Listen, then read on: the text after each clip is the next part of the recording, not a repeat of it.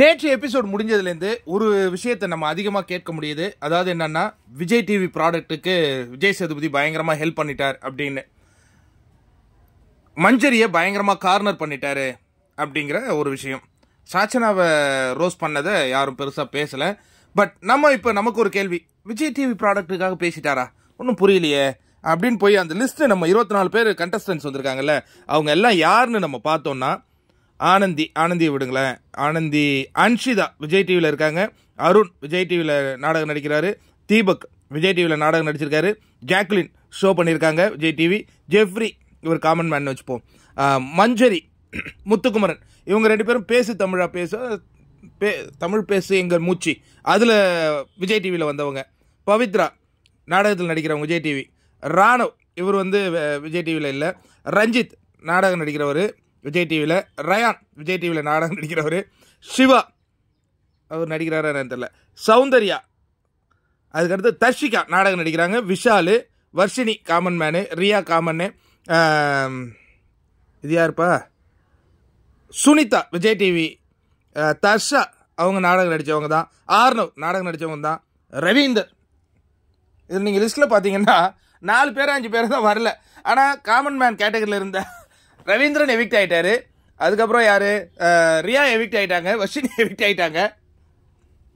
இப்போ இது எப்படி விஜய் டிவிக்கு சப்போர்ட் பண்ணிட்டார் விஜய் சேதுபதி அப்படின்னு சொல்கிறாங்கல்ல, உங்களுக்கு எப்படி அது சொல்கிறாங்கன்னா கரெக்டு. எப்படின்னா, இவ்வளவு நாட்களாக அவங்க போட்டியாளர்களாக, அதாவது இது சோஷியல் மீடியாவில் ஒரு அஜெண்டாவோட சில பேர் செயல்படுவாங்கங்க. அது நீங்கள் பிஆர்னு வச்சுக்கலாம், இல்லை ஃபேன்ஸ்னு கூட வச்சுப்போமே, நம்ம டீசெண்டாகவே சொல்லுவோம், ஃபேன்ஸ் கூட வச்சுக்கலாம். அவங்களாம் என்ன நினச்சாங்கன்னா, முத்துக்குமரன் விசஸ் சௌந்தர்யா இல்லை ஜாக்குலின் இவங்களுக்குள்ள தான் இந்த கிளாஷ் இருக்க போகுது, இதில் வேறு யாருமே வரப்போகிறது இல்லை அப்படிங்கிற மாதிரி தான் அவங்க நினச்சி அவங்க அதுக்கேற்ற மாதிரி ப்ரொமோஷன் பண்ணிகிட்டு இருந்தாங்க. திடீர்னு பார்த்தீங்கன்னா தீபக்குடைய எழுச்சி அவங்களால ஏற்றுக்கொள்ளவே முடியல. அப்போ தீபக்கு அந்த ஒரு புகழ் போய் சேர்ந்துருச்சு அப்படின்னோடனே இதை டெமாலிஷ் பண்ணணும். அப்போ எப்படி பண்ணுறது? ஆஹா, விஜய் டிவிக்கு சப்போர்ட், விஜய் டிவி கண்டஸ்டன்ஸுக்கு சப்போர்ட் பண்ணுறாரு விஜய் சேதுபதி, அப்படி கிளப்பி விடுவோம். அது உடனே எல்லாரும் ஆமாம் விஜய் டிவிக்கு ப்ராடக்ட்டுக்கு இவர் சப்போர்ட் பண்ணுறாரு. ஆனால் இந்த லிஸ்ட்டில் பார்த்தீங்கன்னா 20 பேர் விஜய் டிவியிலே தானே இருக்காங்க. தப்புங்க. சரி, இப்போ மஞ்சரி அவருடைய கார்னர் விஷயம் வரும்.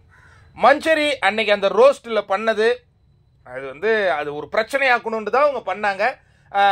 அந்த அருண் அப்படி சொன்னால் அவரு ட்ரிகர் ஆவார் இப்படிலாம் தெரிஞ்சுதான் அவங்க அழகாக அதை ஒரு பிளான் பண்ணி தான் ஸ்கெட்சாக எடுத்துகிட்டு வந்தாங்க. அதெல்லாம் மாற்று கருத்து இல்லை. இப்போ இந்த இன்வெஸ்டிகேஷன் பொழுது அருண் ஒரு வார்த்தையை பயன்படுத்தினார். என்ன பயன்படுத்தினார்? சார் திருடி சாப்பிட்றோன்னு சொல்கிறாங்க சார் அப்படின்னு, இல்லை ஒளிச்சி சாப்பிட்றாங்க சார் அப்படின்னு ஒரு வார்த்தையை சொன்னார்ல. இந்த இடத்துல மஞ்சரி அழகாக ஸ்கோர் பண்ணியிருக்க வேண்டிய இடம்.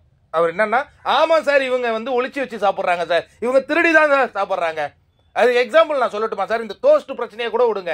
இவங்கள ஒரு குழு இருந்துக்கிட்டு நைட் ஆனால் பிரியாணி ஃப்ரைட் ரைஸ்லாம் செஞ்சு சாப்பிட்ருக்காங்க சார், சொல்லுங்க சார் இது உண்மையா பொய்யா அப்படின்னு அந்த இடத்துல சொல்லியிருந்தாங்கன்னா மஞ்சரிக்கு பயங்கரமான சப்போர்ட் கிடச்சிரும். அவங்க அதை சொல்லவே இல்லை. ஏன் சொல்லவே இல்லை? அதான் அவங்க பிரச்சனை, புரியுதுங்களா? ஆனால் அங்கு நடந்த நிகழ்வில் ஒரு கேப்டன் எப்படி ஹேண்டில் பண்ணார் அதெல்லாம் அழகாக தாங்க இன்வெஸ்டிகேட் பண்ணார் விஜய் சேதுபதி. ஏன் அவர் மேலே இப்போ அந்த குற்றச்சாட்டை வைக்கிறாங்கன்னா, தீபக்கு ஒரு லைம்லைட் கிடைச்சிடக்கூடாது அப்படிங்கிற அந்த ஒரு நிகழ்வில் சில பேர் பண்ணிட்டு இருக்காங்க. பட் நம்ம சேனலை பொறுத்த வரைக்கும் நம்ம யாருக்கும் ஃபேவரட்டிஸும் கிடையாது, யாரை காலை வாரி விடணும்னு நமக்கு எண்ணமும் கிடையாது. ஏன்னா ஒருத்தங்க செஞ்சது தப்பாக இருந்தாலும் அதை சரின்னு பேசுகிற ஆள் நான் கிடையாது. அதே மாதிரி ஒருத்தர் சரியாக செஞ்சுருந்தா அதை தப்புன்னு பேசுகிற ஆளும் நான் கிடையாது. இதுதான் உள்ளே இருக்கிற அந்த ஹிடன் விஷயம். தீபக் சொன்னார்ல, இந்த சண்டைக்கு நான் ஏன் தீபக்கா மாறினேன்னா, அந்த டோஸ்டர் மட்டும் பிரச்சனை இல்லை சார், திங்கக்கிழமையிலேருந்தே அவங்களுக்குள்ள ஒரு கோல்வார் நடந்துகிட்டு இருந்ததுன்னு.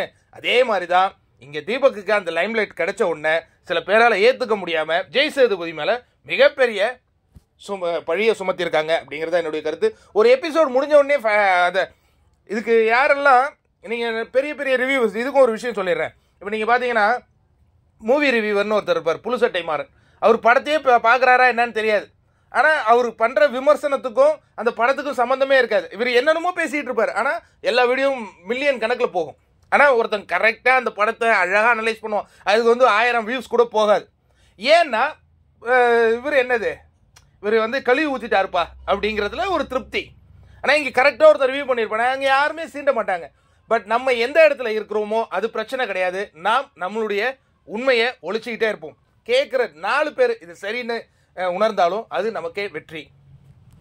ஏன் இதில் புழு சட்டை மாறன்லாம் கொண்டு வந்தேன்னா, இங்கே சிலர் பேசுவது வந்து நிறைய வரவேற்பை பெறுது, நிறைய வியூஸ் பண்ணீங்க, நிறைய கமெண்ட்ஸ் தரீங்க, லைக்ஸ் தரீங்க. அதனால அவங்க என்னன்னா அவங்க பேசுறது தான் சரிங்கிற ஒரு மனநிலைக்கு வந்திருக்காங்க.